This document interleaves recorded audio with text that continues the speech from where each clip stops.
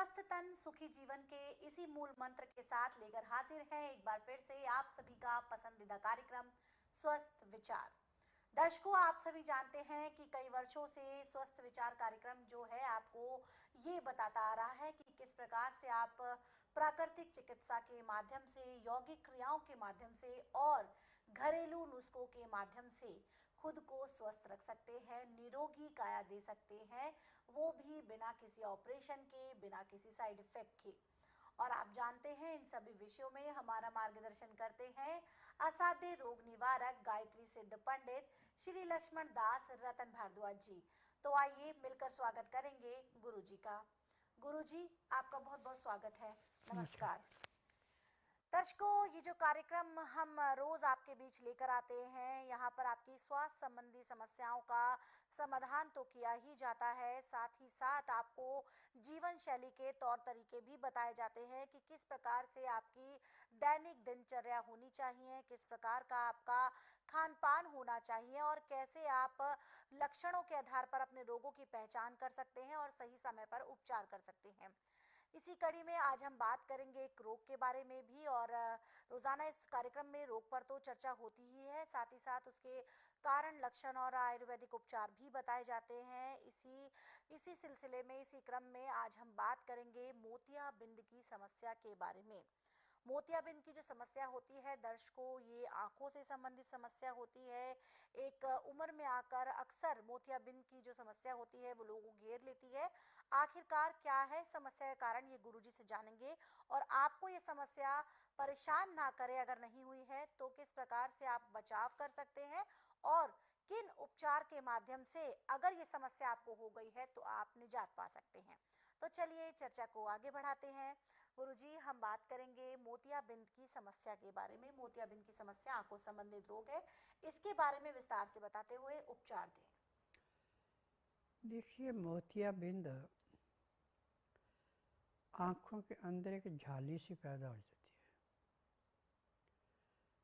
है और जैसे सूर्य के आगे बादल आ जाए तो सूर्य की रोशनी यानी धूप नीचे नहीं आती, छाई आ जाती है, ऐसे आंखों के आगे पर्दे में धुंधलापन आ जाता है। आस्ता आस्ता जब वो बढ़ता है तो आंखों से रोशनी बिल्कुल गायब हो जाती है। अब ऑपरेशन से इसको काटते हैं, परंतु उसके बाद चश्मा आंखों पे लगाना पड़ता है। अब मोतियाबिंद आयुर्वेद में ऑपरेशन की कोई सुविधा नहीं है, दवाइयों से काट दिया जाता है। और मोतियाबिंद दो किस्म का होता है, एक सफ़ेद एक काला। काले में तो लाइट आती नहीं ऑपरेशन करने के बाद, यदि काला मोतिया पक गया है। सफ़ेद मोतिया में लाइट आ जाती है जी। काले मोतिया कच्चे में यदि ऑपरेशन करा लेंगे तो लाइट आ जाती है, परंतु पूरी नहीं आती, कम आती है। चश्मा उसको भी लगाना पड़ता है। स्वस्थ विचार में चाहे काला चाहे गोरा, दोनों को ऐसे समाप्त किया जाता है जैसे कूड़े करकट के ढेर को माचिस की तिल्ली जला के समाप्त करती है। इसके लिए सबसे आसान तरीका है कि 2 गांठें आप सूखी हल्दी की ले लें और सूखी हल्दी को पिपलामिंट के अंदर 1 हफ्ते के लिए रख दें।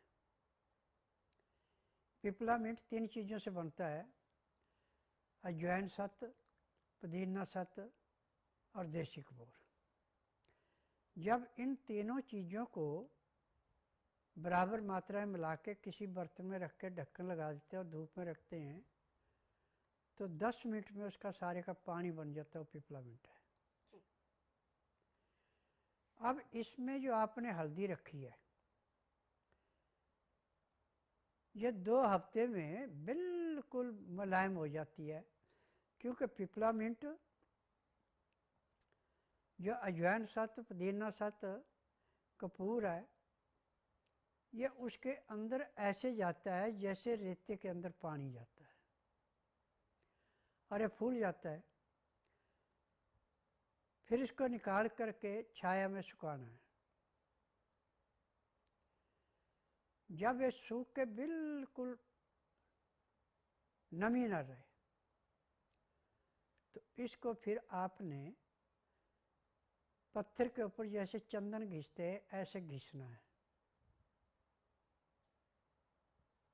और घिस करके इसमें जिसमें जब घिसना है तो गुलाब जल डालना है, और फिर सिलाई के साथ जैसे सुरमा लगाते ऐसे आँखों में लगाना है। जब इसको लगाएंगे तो थोड़ी देर के लिए तो आँखों में बहुत चिरमराहट होगा। फिर उसके बाद आँखों से पानी ऐसे टपकने लगेगा जैसे तेज बारिश आने पे, बारिश बंद होने के बाद पहाड़ों से पानी रिसता है, ऐसे आँखों से पानी रिसेगा और आपका मोतियाबिंद चाहे सफ़ेद है चाहे काला कटना शुरू हो जाएगा जी। परंतु ये क्रिया एक बार तो सुबह जब सो के उठें, नहा धो लें, फ्रेश हो जाए तब लगाओ। दूसरी बार दोपहर को जब आपने आराम करना तब लगाओ। तीसरी बार रात को जब सोने लगे तब लगाओ। 3 बार यदि आप इसको लगाते हैं तो आपको मोतियाबिंद की ऑपरेशन कराने की आवश्यकता नहीं है, चाहे काला है चाहे गोरा है। दोनों मोतियाबिंद ऐसे समाप्त होते हैं जैसे जलती अग्नि में पानी डाल दें और अग्नि शांत हो जाती है, ऐसे मोतियाबिंद बनना ही भूल जाता है जी। जो मोतियाबिंद की जाली बनती है, अंदर से पानी आता है, उसको ये हल्दी जो अमृत धारे में भगो के हमने घिस के सिलाई से लगाई है, उसको ऐसे समाप्त करती है जैसे कूड़े करकट के ढेर को माचिस की तिल्ली जला के समाप्त करती है। और ये चिकना पानी आता था वो पानी आना बंद होगा। अब जब भी आँखों से पानी आएगा तो नॉर्मल पानी आएगा, आँखें चिपकती नहीं है। और जब मोतियाबिंद बनने लगता है तो आँखों में चिपचिपा पानी आता है, आँखें की पलकें जब चिपक भी जाती हैं, और सुबह पानी से उसको मुलायम करके जो उसके ऊपर पानी जमा हुआ होता है उसको निकाल कर तब आँखें खुलती हैं। परंतु जब आप हल्दी को अमृत धारे के बीच में भगोई को लगाएंगे तो आँखें कभी भी आपस में चिपकेंगी नहीं जी।